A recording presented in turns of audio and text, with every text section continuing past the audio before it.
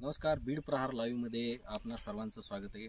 आज आपण बीड तालुक्यातील लिंबरदेवी या ठिकाणी आहोत आणि या ठिकाणी अतिशय गंभीर घटना घडलेली आहे की शेतकऱ्यावर रात्री अज्ञातांनी गंभीर स्वरूपाचा हल्ला शेतकऱ्यावर केला आहे, प्राणघातक हल्ला केलेला आहे आणि त्या हल्ल्यामध्ये शेतकरी सध्या गंभीर जखमी झालेला आहे।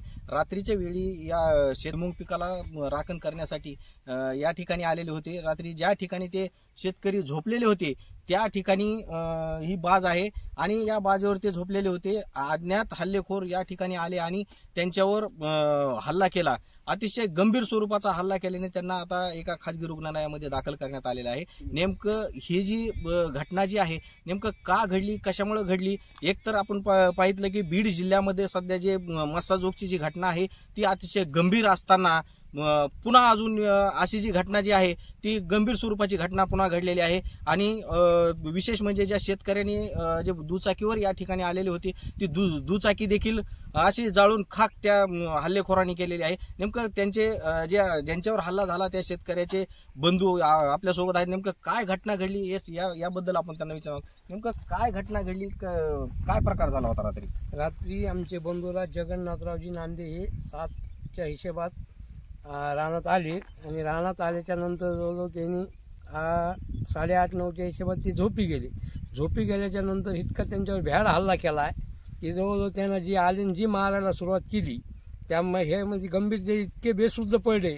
नंतर पाऊण तासांनी त्यांना शुद्धीवर आले आणि शुद्धीवर आल्याच्या नंतर मला कॉल केला की मला फक्त गावाकडे न्यायला या, मी लई बेजारी, मला लई हाणलं हे त्यांना इतकं भयान हल्लं की हे मसाजोगची पुनरावृत्ती झालेली आणि आमचं गाव आज पूर्णपणे एक भयभीत झालंय। कुणी दाऱ्यावर जायला तयार नाहीत, कुणी घर सोडायला तयार नाहीत आणि ह्या मारेकऱ्याचा शोध त्याच्या 3 ते 4 दिवसात पोलीस प्रशासनाने करावा अशी माझी विनंती, नम्रपणे विनंती माझी। पूर्ण आमचे बंधुराज एक आज मृत्यूच्या छायेत आहेत, त्यांच्यावर इतका हल्ला केलेला आहे की तो हल्ला आज गाव सुद्धा बघत नाही असा हल्ला त्यांनी केलेला आहे।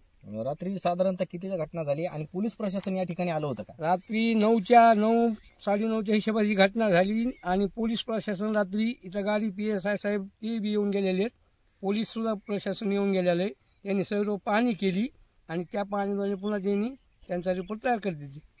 या ठिकाणी या गावचे सरपंच देखील आहेत। नेमकं आतापर्यंत ही अशी घटना आमच्या गावात घडलेली नव्हती।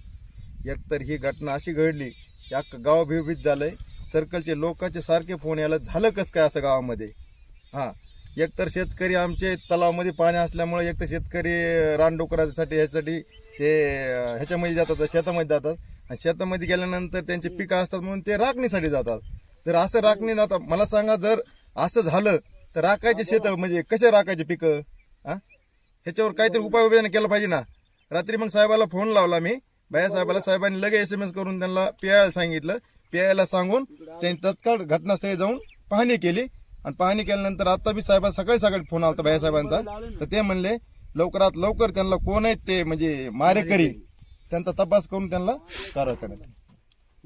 आपण पाहिलं की मस्साजोगची जी घटना आहे ती गंभीर स्वरूपाची घटना घडल्यानंतर देखील बीड जिल्ह्यामध्ये जे आहे ते दहशतीचं वातावरण आहे।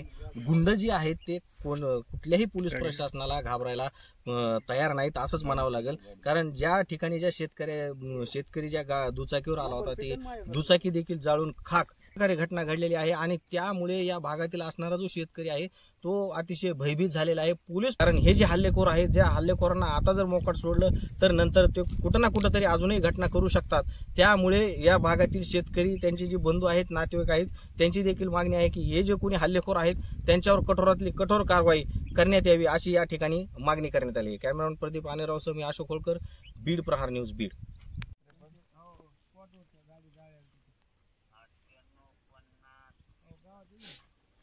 गाडी कोणची होती काय?